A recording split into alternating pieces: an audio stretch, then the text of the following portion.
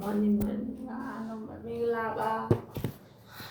ဒီနေ့ကျွန်မနမူနာshare လေးတစ်ခုလုပ်ပြပေးပါမယ်အဲ့ဒါပါလဲဆိုလို့ဘုရားဘာနာဒီBelige Mountain ဒီတောင်ပေါ်ရွာလေးတရွာမှာအဖွားဦးကတယောက်ပဲရှိတာပါနော်အဲ့ဒီအဖွားဦးကသူကတယောက်တည်းနေတာသူယောက်ျားကဒီတော့ကြားလာပြီးတော့သူသမီးလေးတယောက်ကလည်းပျောက်သွားပါနော်ပျောက်သွားတော့သူကဘယ်လိုပျောက်သွားလဲဆိုတာကတော့မပြောထားဘူးသူ့ရဲ့ဒီအဖွားဦးရဲ့အကြောင်းကိုပဲပြောတာဖြစ်တယ်ပေါ့အဲ့မှာအဲ့ဒီအဖွားဦးနာမည် Iris လို့ခေါ်တယ်အဲ့ဒီအဖွားဦးနာမည်ကတဲ့ Iris လို့ခေါ်တယ်သူကတနေ့မှာတော့သူတယောက်တည်းနေရတာပေါ့နော်ဒီတောင်ပေါ်ရွာလေးမှာနေတောင်ပေါ်ရွာကတော့တည်တဲ့တိုက်ပဲတော့အရောက်အေးတယ်လေရောက်အေးတဲ့နေရာလေးဖြစ်တဲ့ခါဒီကဒီဦးသူကတခါလေအေးသူတယောက်တဲ့အဲ့နဲ့သူကမနေတိုင်းမှာမနေ့တိုင်းမှာဘာလို့လဲဆိုတော့သူအဲ့ဒီဟိုတော့လဲသွားပြီးတော့မုံနှုတ်တယ်နော်မုံသွားနှုတ်လေဒါပေမဲ့ဒီခါကျမိုးရဲရွာတယ်ဒီမတောက်ဘူးဆိုမုံကတော့ပွင့်ဝင်နော်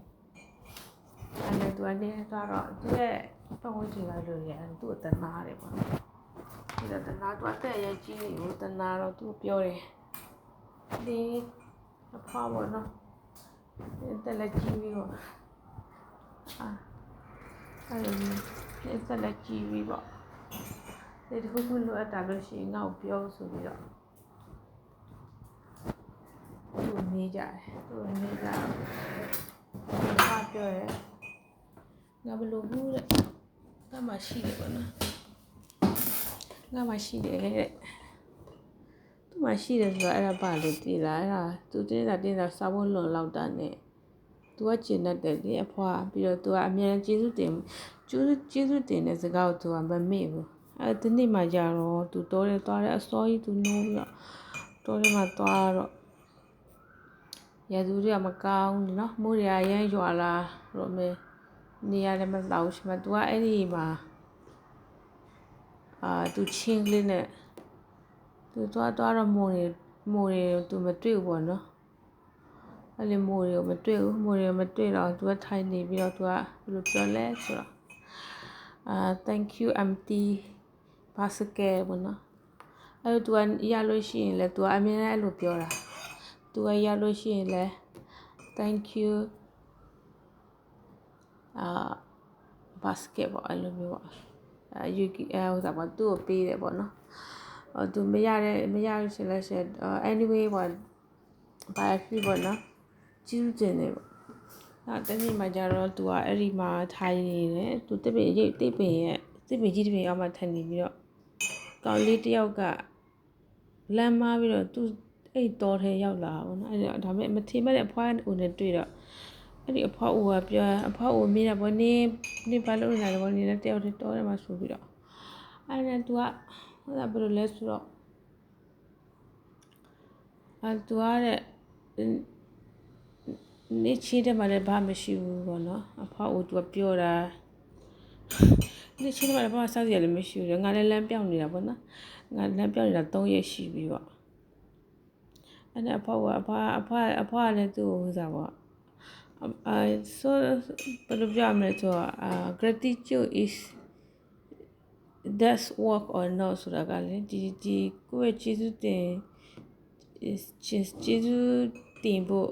အရာကပေါ့နော်တကယ်တော့အလုပ်လုပ်လားဆိုတဲ့အဓိပ္ပာယ်ကိုဒါဖော်ဆောင်နေဖြစ်တယ်။နောက်အဖွားသူ့ကိုထိုင်ပြီးတော့ပြောပြတာပေါ့။အဲ့အဖွားသူ့ပြောပြပြီးတော့ငါမှာတဲ့မုံတွေဘာတွေအဲ့လိုမရပြီမြေပေါ့နော်။ငါအိမ်မှာငါရှိတယ်တဲ့။ငါအိမ်မှာငါဟိုစားတဲ့အမီးလည်းရှိတယ်ပေါ့နော်။စစ်သားတွေလည်းရှိတယ်။ပြီးတော့ငါအိမ်မှာပေါမုတ်တွေလည်းရှိတယ်ဆိုပြီး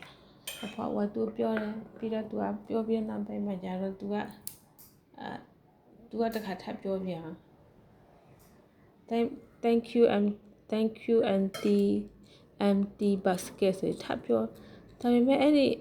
အဲ့ဒီလူငယ်လေးကနားမလဲဘူးအဖွားကဘာပြောချင်တာလဲသူနားမလဲဘူးအဲ့ဆိုမိုးတွေဘာတွေမရလဲကွယ်ဘာမှကိုမရလဲချင်းထဲမှာ empty ဘာမှမရှိတာဘူးအဲ့ဒါအဖွားကကျေးဇူးတင်တာဘူးသူကအဲ့တော့အံ့ဩပြီးတော့နားမလည်နိုင်ဘူးပေါ့နော်ဘာမှလည်းမရပဲနဲ့ကျေးဇူးတင်တယ်ဆိုတော့အဲ့လိုမျိုးလည်းမသိပဲနဲ့သူကအဖွားနောက်ပိုင်းကျတော့သူတို့နှစ်ယောက်ပြန်လာသူကအဖွားနောက်လိုက်လာတော့အဖွားကသူ့ကိုမီးလုံးပေးတယ်နော်ရွေနွေးတွေတက်ပေးတယ်ပြီးတော့အဖွားသူ့ကိုပါမုတ်ကျွေးတဲ့အချိန်မှာ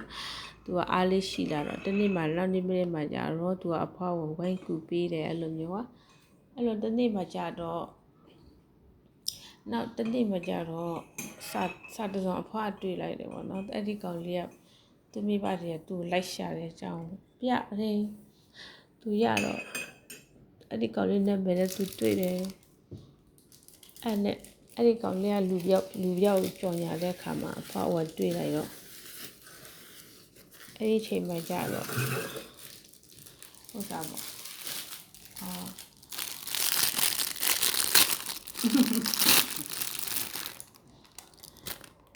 အဲ့ဒီချိန်မှကြာတော့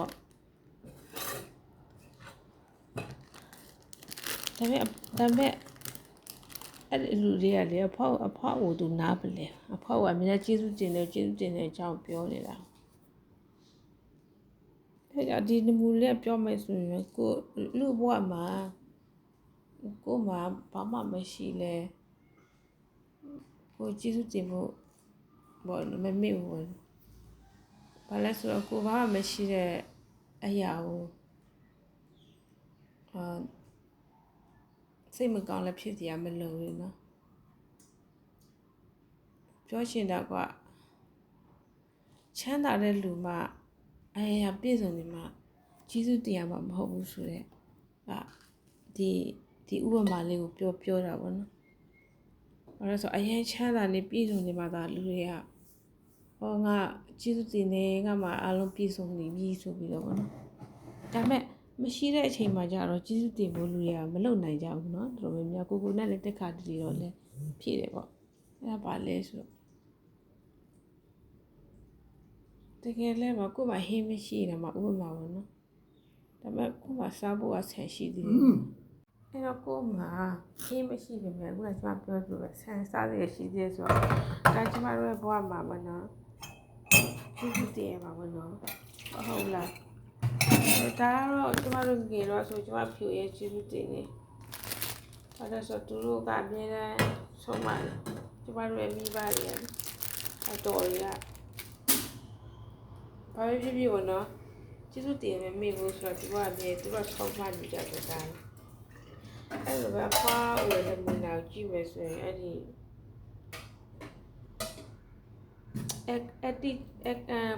gratitude is doesn't mean you are rich and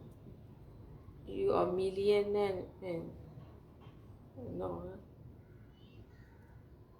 gratitude is me can be change your the whole life for not the better for ကျေးဇူးတင်တဲ့အကြောင်းကကျေးဇူးတင်ရမယ့်အကြောင်းအရာတွေကကိုယ့်ရဲ့ life တစ်ခုလုံးပြောင်းလဲသွားနိုင်တယ်ဆိုတာဒီနမူနာလေးကိုပြောပြတာပေါ့နော်တခါတလေကိုကစိတ်ညစ်နေတယ်ငါဘာမှလည်းလုပ်စရာမရှိဘူးငါဘာမှလည်းစားစရာမရှိငါဘာမှသွားဖို့လည်းမရှိဒါပေမဲ့လို့အဲ့ဒီကြားမှာကိုမှဘာမှလုပ်စရာမရှိဘူးဆိုရင်တော့ကိုမှချစ်တော့လက်ကောင်းဆိုတာဖျားပေးထားတဲ့အတွက်ဒါကိုကျေးဇူးတင်ရမယ်နော်ပြီး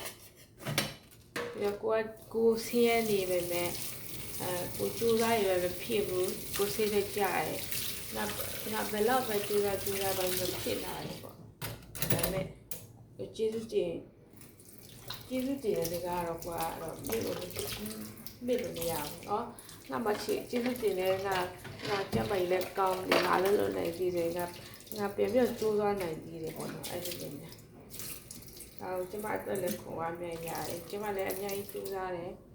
ဆယ်စုတွေမှာဘာမှမဖြစ်လာသေးဘူးဒါပေမဲ့